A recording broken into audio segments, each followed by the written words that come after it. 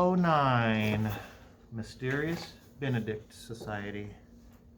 Sticky wouldn't have known he was asleep, though, had Martina Crow not hissed, "You skinny, bald-headed, four eyes. What are you doing sleeping? Aren't you supposed to be super student?" Sticky's eyes snapped open.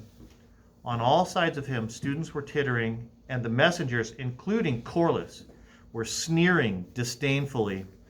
In a flush of embarrassment, Sticky reached for his spectacles. "Watch him go polishing his glasses now," said Martina. "What a weirdo." "Silence!" shouted Jackson from the front of the room. His icy, sharp gaze fell on Sticky. "You can say whatever you like when you have permission," Jackson said, adding, "Right now, no one has permission." Paralyzed, Sticky couldn't even manage to nod. Kate, however, was too outraged to hold her tongue. But it wasn't Sticky who spoke. Martina, who happened to be sitting right in front of Kate, whirled about with a look of shock. Kate had met her gaze defiantly, which surprised Martina even more. Before they could exchange words, though, Jackson had come charging down the aisle to stand over Kate. "Did you raise your hand and ask permission to speak?" Kate shook her head, and then, with a bright look, raised her hand. "No," Jackson said. "You don't have permission to raise your hand. And let me just warn you, and your friend," he said with a glance at Sticky, "it won't benefit you to challenge a messenger." Martina ran a hand through her raven-colored hair and nodded with remarkable smugness. Kate's face burned bright red. She fairly radiated fury. But she held her tongue. Jackson returned to the front of the room, and the students returned to their busy note-taking. All except Sticky, who was too upset to concentrate. Instead, he stared miserably at Jackson, and then at his other tormentor, Martina, who seemed exceedingly pleased with herself. His gaze was distracted by a movement below Martina's desk. Kate was slipping her feet back into her shoes. But why had she taken those shoes off? It was too cool for bare feet. Just then, Martina shot a glance toward Sticky. Sticky averted his eyes and didn't look that direction again. He could feel the malice without even looking. And so it was that when Jackson dismissed class and Martina leapt from her seat, Sticky heard but did not see Martina crashing face first into the floor. He glanced over in surprise. Notebooks, papers, and pencils had spilled everywhere, and Martina was raising herself slowly to her hands and knees, sputtering and shaking her head as she tried to get her bearings.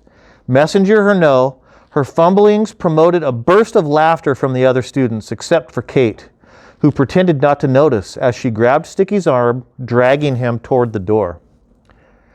"I tied her shoelaces to the desk," she whispered, "with my toes." "Great," Constance said at lunch. "Not only do we have a dangerous secret mission, but now we have enemies too. Nice work, Kate." Kate laughed. She was already the boys' enemy. "I just added myself to the list. What did you expect me to do? Let her get away with it?" She called him bald-headed, for Pete's sake. "I am bald," Sticky said, running his hand over his scalp.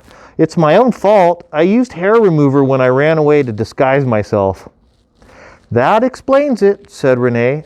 "I wondered, but I was too afraid to ask." "Isn't hair remover supposed to sting like the dickens?" Kate said. "I've heard that, so I invented my own mixture, adding other ingredients to keep it from stinging." "Did it work?" Constance asked, plainly hoping it didn't. "No," Sticky admitted. "I felt like my head was on fire, and now it's taking forever for my hair to grow back. It hasn't even started." The others smiled, then grinned, then giggled, and finally, unable to help themselves, they burst out laughing. Sticky groaned and ducked his head, but at last, even he had to smile. For a while, their laughter wiped away the troubles at hand, and they were reluctant to give it up. But eventually, too soon, their laughter fell away, and unlike Sticky's hair, the troubles at hand did not hesitate to come back. Poison apples, poison worms. That afternoon in class, Jilson lectured on the national economy. She also spoke about education, crime, and environment, war, taxes, insurance, health and medicine, the justice system, and fruit. You see, Jilson said near the end of the lesson, all these terrible problems are the result of one thing: bad government. Don't get me wrong, government's a good thing. Without government, you can solve none of the world's horrible problems unless you have a bad government, in which case the problems only get more horrible. Sadly, all the world's governments are bad ones, like a poison apple. Here's Renee's ears perked up. Our governments look beautiful, shiny, and wholesome from a distance, but once you've partaken of them, they prove quite deadly. What's more, they shelter more than one wicked official, like poison worms in that poison apple. Poison apples, poison worms, Renee thought. That was another hidden message phrase they'd heard through Mr. Benedict's receiver. He wasn't surprised. He knew the classes were connected to the hidden messages, but he did wonder exactly how it would all fit together. He felt sure he could figure it out. If only. Without warning, Renee's mood shifted. His optimism drained away, and he was suddenly angry with Jilson's stupid lecture. Jilson, and not just Jilson either, but really, he was angry with just about everybody he could think of. It was an unusual feeling for Renee, and very distressing. He felt as though the walls were pressing in on him, as though he wanted to get up and run from the room. He felt like yelling and kicking things, preferably Jilson. What's going on? Was the pressure finally getting to him? Completely frazzled, Renee laid down his pencil and glanced over at Sticky, who was glaring at his quiz as if he wanted to tear it up and toss it into the fire. Oh no, Renee thought. He's bungled it somehow. For a moment, he felt mad at Sticky too, but then Sticky, catching his eye, nodded as usual and gave a feeble thumbs up. It wasn't the quiz then, and now Sticky was staring at Renee with a concerned expression, which was how Renee realized he was scowling himself. He looked over at Kate and Constance. Both had their heads in their hands and looked ready to scream. And yet none of the other students seemed affected in the least. So why would only the four of them? Martina's poisoned us, Renee thought. He was immediately convinced of it. Martina had slipped something into their lunches. Perhaps he'd ordered the helpers to do it. Or she'd ordered the helpers to do it. All his anger now flowed in Martina's direction. When class was finally over, it took Renee several seconds to realize why the other students were getting up and leaving. Jill was staring at him and his friends as if they were a bunch of lunatics. I said go! She barked. Or do you want to stay here all day? The four of them bolted from their desks. They needed an emergency meeting. What's going on with these guys? Most students were headed to the gym to play games before supper, and Mr. Curtin was not in his favorite spot. The plaza was deserted. The children crossed to the furthest corner to make sure no one was in earshot, and all began talking at once. Are you feeling what I'm feeling? Renee said. What is this all about? Kate said. So you feel it too? I think my head's going to split open, Sticky said. My first thought was that Marina poisoned us, Renee said. But poison, Kate said. No, I don't think so. This is all in my head. Renee and Sticky agreed. It wasn't a physical problem. Exactly. It was something else. But then what was it?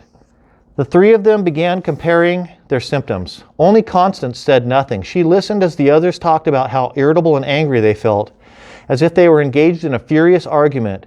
And as they spoke, she seemed to be shrinking. It was Renee who noticed this, and Constance with a look of anxious bafflement, had begun to crouch down as if to protect herself from an attack. "Constance, what is it?" Renee asked, his brow wrinkling with concern. "What's wrong?"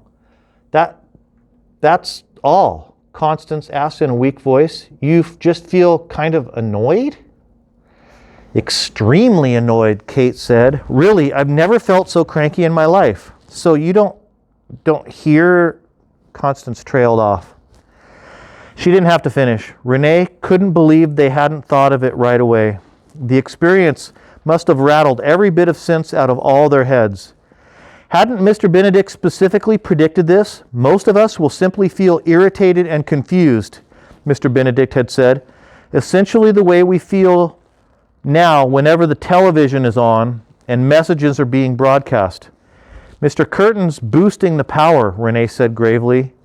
And when Kate and Sticky looked at him, still not comprehending, he said, "It's the hidden messages. Our minds are reacting to them." Sticky gasped. Kate slapped her forehead. Of course, the hidden messages had begun to transmit directly into their minds. No more need for television, radios, or anything else. All the other students were undisturbed because, just as Mr. Benedict had said, only minds with unusually powerful love of truth noticed anything was happening. "So we can't avoid them anymore," Kate said. "Well, that's depressing." "I think there's more," Renee said. He knelt beside Constance and put his hand on her shoulder. And Constance for once didn't complain. "There is more, isn't there, Constance?" Kate and Sticky looked from Renee to Constance, who was nodding and hiding her face behind her hands. She actually seemed to be fighting back tears. All of their minds were resisting the hidden messages, but Constance, and only Constance, could hear the messenger's voice.